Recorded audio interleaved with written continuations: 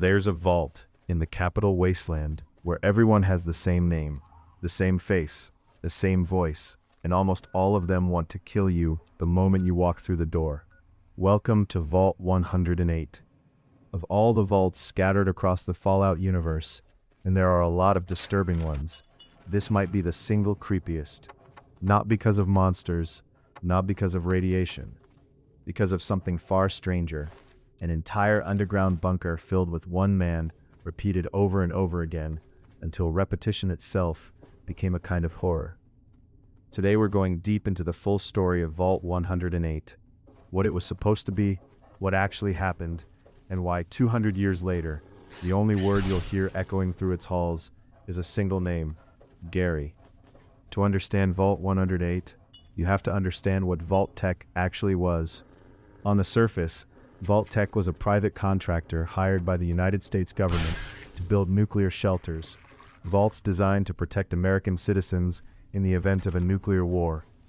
People paid into a lottery system, or were selected through their employer for a guaranteed spot. It was marketed as safety, as security, as the responsible choice for a family preparing for the worst. But that was never the full story. In reality, the vast majority of the 122 vaults built across the country were never meant to function as advertised.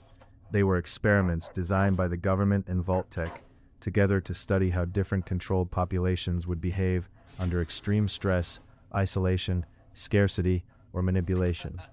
The residents who moved in believing they were being saved had actually just signed up without knowing it to become test subjects in one of the largest social experiments in human history. Some vaults had too few resources on purpose. Some had broken vault doors that wouldn't open. Some had populations split exactly down the middle, with deliberately opposing ideologies, just to see what would happen when they were forced to coexist. And Vault 108 had its own unique experiment, one built not around scarcity, or ideology, or isolation. This one was about identity. Vault 108 was constructed in the Capital Wasteland like dozens of others, sealed, hidden, waiting. From the outside, nothing distinguishes it from any other vault entrance, scattered across the ruins of Washington, D.C. But inside, Vault-Tec had a very specific question they wanted answered. What happens to a community when cloning technology is introduced into a closed, controlled population? To test it, they needed a subject, and that subject was a man named Gary. We don't know much about who Gary was before the experiment began. No backstory, no personality traits recorded in any surviving terminal. He appears to have been an ordinary vault resident, which may have been exactly the point. An unremarkable person, selected specifically because his ordinariness made him the perfect blank slate for an experiment in mass duplication. Hidden beneath the main living quarters of the vault, Vault-Tec scientists built a secret cloning laboratory, and using Gary as their base template, they began producing copies of him, not metaphorically, literally, identical men, grown and developed in secret, introduced into the vault's population one by one. We know a remarkable amount about how this experiment unfolded because of a single holodisk found inside the vault's cloning lab, labeled simply cloning log. According to that log, Gary was cloned at least 54 times. 54 separate human beings, each one genetically identical to the original, each one given the same name, because as far as the experiment was concerned, they were the same man. But something started going wrong almost immediately. Each successive clone began exhibiting hostile, increasingly violent behavior, not toward each other, but specifically toward the scientists overseeing the project, and it wasn't static. Every new clone produced was measurably more aggressive than the one before it, as if something about the cloning process itself was degrading with each iteration. As if copying a person too many times eventually copies something broken into every version that follows. Nobody fully knows why. The Vault's official records don't offer a clean scientific explanation, and that ambiguity might be intentional on Bethesda's part. Some fans believe repeated cloning caused a slow degradation of cognitive function, essentially lowering each Gary's intelligence and impulse control with every generation. Others think something deeper was happening, that consciousness itself doesn't copy cleanly, and each duplication created a slightly more damaged, slightly more volatile version of the same human mind. Whatever the cause, the scientists had a growing problem on their hands, and their solution made everything worse. As the number of Gary clones increased, the vault ran into a very practical issue. Space. With more and more clones being produced, storage and containment became unsustainable. The scientists running the experiment came to a decision that, in hindsight, was almost guaranteed to end in disaster. They decided to start destroying some of the existing clones to make room for new test subjects. We don't know exactly how this decision was communicated, or whether the Garys understood it through overheard conversation, written records, or something else entirely, but somehow, they knew, and the Garys did not agree to be destroyed. In an uprising that the surviving evidence inside the vault only hints at, the clones broke free of containment. What followed was a massacre. The scientists who had created them, who had been actively planning their execution, were the first to die. But the violence didn't stop there. The clones turned on the rest of the vault's population as well, slaughtering ordinary residents who had nothing to do with the experiment at all. By the time the dust settled, there was no vault staff left, no original population, just the Garys, dozens of identical men, wandering the halls of a vault that now belonged entirely to them. When the lone wanderer eventually discovers Vault 108, generations after the uprising, the vault tells its own story through decay. The entrance bears clear signs of violence, bloodstains, damage, the unmistakable evidence that something went terribly wrong here a long time ago. Mole rats have moved into abandoned sections, exploiting the vault's broken seals.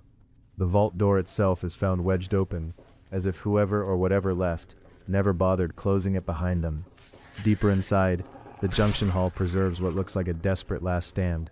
Two vault dwellers, presumably among the last non-clone survivors, appear to have made their final defense right outside the door leading to the living quarters. They didn't make it. Beyond that, the vault's structure becomes a maze of rust, leaking pipes, and flooded corridors. Power, somehow, still works in places, a small mercy of pre-war engineering, outlasting everyone who once depended on it. And throughout it all, the Garys remain, not hiding, not hunting in any organized way, just present, wandering the halls they've called home for longer than any of them can probably comprehend. By the time players arrive, the vault holds a small surviving population of Gary clones, a number that has clearly dwindled from the original 54. Some appear to have died from age, infighting with outsiders, or simply the harsh conditions of the vault's slow decay. One particularly notable clone, Gary 23, isn't found in the vault at all. According to additional Fallout 3 lore, Gary 23 was abducted from the vault by a member of the Brotherhood Outcasts, who needed his specific Pip-Boy to access a separate facility related to an entirely different storyline. Gary 23 ultimately dies during that encounter, his body found far from the vault he once called home. It's a strange, almost melancholy detail. A single Gary ripped away from the only identity he's ever known, dying alone in a place that meant nothing to him. Perhaps the most disturbing and oddly fascinating detail about Vault 108 is how the clones communicate. By the time players encounter them, the Garys have developed an entire unspoken language built around a single word, their own name. Through tone, inflection, volume, and rhythm, they convey complex emotional states using nothing but variations of Gary. An aggressive, clipped Gary signals an attack. A questioning, softer Gary might signal confusion or curiosity. Excited, rapid repetitions, Gary, Gary, Gary, seem to indicate enthusiasm or alarm. Occasionally, fragments of normal vocabulary slip through. Some Garys can be heard muttering simple phrases like morning, or be careful with that, or commenting on nearby combat with a detached, none of my business. These brief flashes of ordinary humanity make the horror somehow worse. Proof that whatever happened to these clones didn't erase their humanity entirely. It just buried it under something broken. A natural question arises from all of this. Why was Gary the only person cloned? Why didn't Vault-Tec experiment with multiple subjects, or attempt to clone other residents once things started going wrong? The game never explicitly answers this, but the implication left throughout the Vault's terminals and structure suggests something deliberate. This wasn't a chaotic, poorly controlled experiment, at least not at first. It was a single, focused study. Take one person, copy him as many times as needed, and observe what happens when a community is gradually replaced by identical versions of the same individual. It's likely that security protocols only permitted cloning matched specifically to Gary's genetic profile. meaning even after the uprising, no new clones of anyone else could be produced. Whatever Vault-Tec's original goal was, the system was built around Gary, and Gary alone. Whether that was meant to study identity, conformity, the limits of individuality, or something else entirely, we'll likely never know for certain. Vault-Tec rarely left clean answers behind. They preferred to let the wasteland and the player piece together their experiments after the fact. Step back far enough, and Vault 108 fits into a much larger, deeply troubling pattern. Across the Fallout series, almost every vault hides some form of unethical experiment beneath its surface. Vault 11 forced residents to sacrifice one of their own every year under threat of complete annihilation. Vault 87 used FEV experiments that ultimately created an entire population of super mutants. Vault 106 pumped psychoactive chemicals into the air system, driving residents into permanent hallucinatory madness. Vault 108 fits neatly, horrifyingly, into that same lineage. It's not about resource scarcity or ideological conflict or chemical manipulation. It's about identity itself. What happens to community, to individuality, to basic human safety when a population is slowly replaced by something that looks human but isn't quite right anymore? It's worth noting that themes of cloning, identity loss, and the loss of selfhood weren't unique to Vault 108. Different vaults in the series toyed with overlapping ideas about what makes someone fundamentally themselves.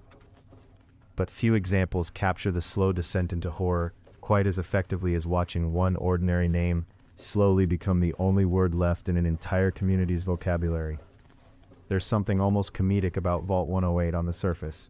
The repeated Gary dialogue has become something of a meme within the Fallout community, players quoting it, laughing at the absurdity of an entire vault reduced to one repeated syllable. But underneath that humor sits something genuinely tragic. These were, at their core, victims, created without consent, denied any identity beyond a name they didn't choose, driven into violence by a system that planned to destroy them for the crime of taking up too much space. They didn't ask to be cloned, they didn't ask to be hunted by the very people who made them, and when they finally fought back, they became exactly what the wasteland expects monsters to be: violent, mindless, irredeemable, except they weren't always that.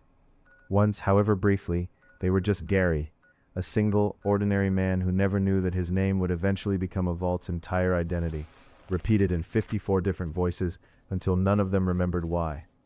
Vault 108 isn't a story about survival, or war, or even really about monsters. It's a story about what happens when people are reduced to nothing more than test subjects, copied, contained, and ultimately discarded the moment they become inconvenient. It's funny until it isn't, creepy until it's heartbreaking, and like most of the best Fallout lore, it leaves you with more questions than answers. If you want more deep dives like this, vaults, lore, mysteries, the dark history hiding underneath every corner of the wasteland, subscribe and let me know in the comments what you want covered next. And if you ever hear someone yelling a single name over and over again in a dark vault hallway, just turn around. See you in the wasteland.